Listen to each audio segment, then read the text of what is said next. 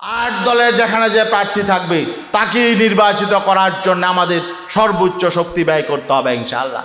নতুন বাংলাদেশ বিনির্মাণের জন্য চরমনায়ের পীর সাহেব তিনি যে ঐক্যের ডাক দিয়েছেন, ঐতিহাসিক ঐক্যের ডাকের জনগণ সাড়া দিয়েছে, জনস্রোত তৈরি হয়েছে।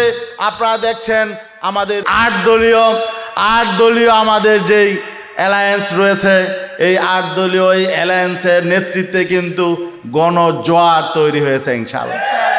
আমরা এই আট দল নিয়ে নির্বাচনে যাব। আট দলের যেখানে যে প্রার্থী থাকবে তাকেই নির্বাচিত করার জন্য আমাদের সর্বোচ্চ শক্তি ব্যয় করতে হবে ইনশাআল্লাহ। আমাদেরকে বিভ্রান্ত করার চেষ্টা করা হবে, বিভিন্নভাবে বিভ্রান্ত করার চেষ্টা করা হবে। ওলামায়ে কেরামের প্রতি আমাদের অনুরোধ থাকবে, আপনারা বাস্তবতা মেনে নিন। আপনারা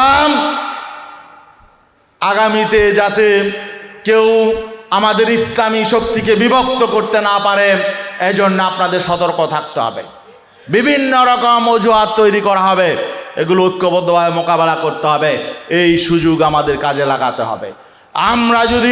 আমরা মনে করি এই সুযোগ আল্লাহ আমাদেরকে তৈরি করে দিয়েছেন, এই সুযোগ যদি আমরা কাজে লাগাতে না পারি তাহলে আগামী 100 বছরে এই সুযোগ আসবে না। অতএব দেশের স্বার্থে, ইসলামের স্বার্থে, মানবতার স্বার্থে আমাদেরকে এই সুযোগ কাজে লাগাতে হবে।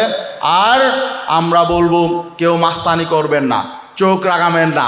বাংলাদেশের মানুষ চোখ রাঙানিকে ভয় পায় না, কারণ হাসিনার চেয়ে, আওয়ামী লীগের চেয়ে এখন তো অন্য কেউ শক্তিশালী হয়ে যায় না, হয়েছে? তারাই কিন্তু ভারতে পালিয়েছে, অনেকের কিন্তু যাওয়ারও জায়গা নাই। আমরা তো দেশ ছেড়ে কোথাও যাব না।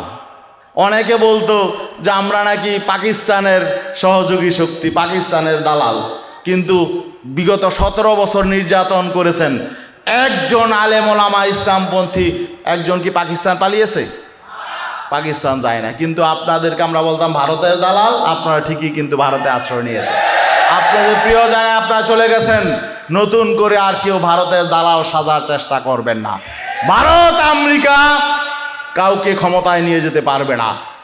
ক্ষমতায় যেমন রক্ষা করতে পারে নাই, আগামীতে কাউকে ক্ষমতায় নিয়ে যেতেও পারবে না। আমরা বাংলাদেশের জনগণ, বাংলাদেশের ভাগ্য আমরা নির্ধারণ করব ইনশাআল্লাহ। অন্য কাউকে এখানে বরদাস্ত করব না। সবাইকে ধন্যবাদ। আসসালামু আলাইকুম।